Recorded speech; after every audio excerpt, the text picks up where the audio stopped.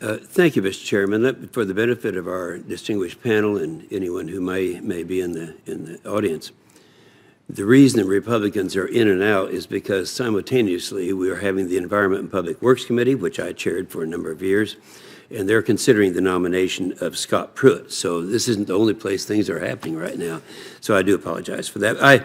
I want to mention that while I was chairing that committee, I kind of felt that most of the overregulations really come from that committee because they have jurisdiction over the Environmental Protection Agency.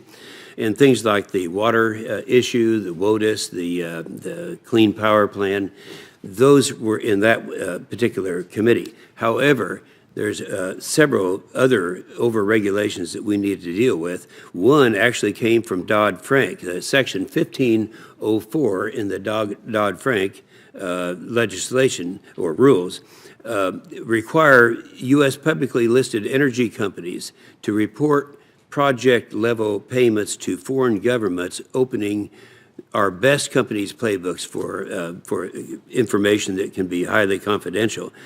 For example, if we have our oil and gas industry competing with a national company from China for a project in Tanzania, they would have the advantage of knowing what went into our bid and our calculation. So, Mr. Gerard, this does affect a lot of the companies that you deal with on a regular basis.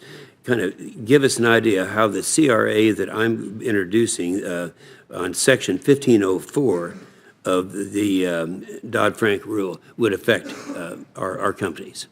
Well, thank you, Senator. This is another example where, as well-intentioned as it may be, it's having adverse impacts. As you pointed out, as part of Dodd-Frank, why it was in Dodd-Frank, I assume that was the vehicle that was available at the time. They passed a provision that requires us to disclose, requires publicly traded companies to disclose our payments to foreign governments. Now, the issue here, to keep in mind, 75% of all oil reserves around the world are controlled by what we call NOCs, national oil companies, or foreign governments. They're not publicly traded. So the net effect of this rule requires our American companies, if you will, to disclose the details, the terms and conditions of their relationships to bid on projects so their competitors can take that information and compete against them in an unfair way from our perspective. So what happened when the SEC first proposed the rule, a federal court threw it out and said they didn't address the issues. It required the public release of this information they shouldn't have and said their activities were arbitrary and capricious. We've worked with the SEC trying to fix this. We've developed a model. We support transparency, the industry does. So what your CRA approach effectively does is it sets aside this rule, it doesn't change the statute, sets aside this rule and allows us to work with the SEC to develop a rule to accomplish their purposes without putting us at an unfair competitive disadvantage in the global marketplace. Yeah. So we thank you for your leadership. Perfect example of where a regulator overstepped their bounds, even inconsistent with the statute, and your oversight and your action will help us get this back on track. I appreciate it. That's a very articulate answer. That's much better than I did on the floor. Thank you.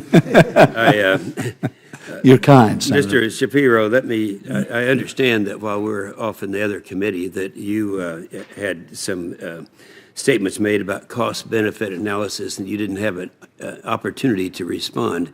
If you'd like to have some time to respond to that, I'd be very happy to give you this time. Thank you very much. I greatly appreciate that. According to the National Association of Manufacturers, there's 696 restrictions on manufacturers on their operations from federal regulations. That's 297,000. So one of the questions was about jobs per state, and obviously that translates to jobs. It will be an imperfect analysis, but those restrictions cost money to comply to. A lot of them are probably very good and safety related, but a lot of them probably should not be on the books anymore. It is expensive to just try to comply with all the rules that are out there.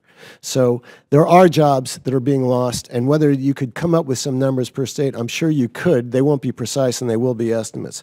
The other way of looking at cost-benefit analysis and jobs is to focus is to try to come up with numbers you can't come up with. What are the areas of innovation you don't go in? Where are the estimates that you can't the new projects that are never started. I was very much involved in the Supreme Court case involving the legitimacy of the Sony Betamax. If that case had gone the other way and it was a 5-4 decision, frankly, we wouldn't have a lot of the technology we enjoy today. And when we try to say, what if one vote had made such a difference, how could we have projected where the internet had gone and camcorders and the MP3 players and smartphones and things like that, all which relied on this one Supreme Court decision? You can't estimate the billions and trillions of dollars which put the U.S. ahead of the rest of the world because of one court decision, our Magna Carta. So when we say that jobs are lost, of course jobs are being lost. We have to be reasonable, as Senator Nelson has said. We have to use our best judgment. And we're losing jobs all over the place because of simply the federal rules that are out there. You talked about Dodd-Frank.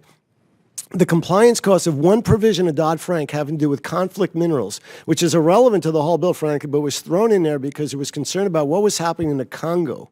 And it said basically that every publicly traded company that makes anything has to trace back all these different minerals that are used in building something to the source so it's not from the Congo. That's like tracing water. That's cost hundreds of millions of dollars. Actually, some have spent billions of dollars in annual compliance costs for companies. And it was thrown to the SEC, which is totally incapable of dealing with it. So when we talk about this form of regulatory sequestration, which was raised earlier, of 2-for-1, which President Trump has proposed, it is a blunt instrument. On the other hand, it's going to force a review that is necessary and long overdue of a lot of rules which just shouldn't be on the books among those 298,000 or so. Yes, well, thank you for that explanation, Mr. Severo. Thank you, Mr. Chairman. Thank you, Senator Inhofe.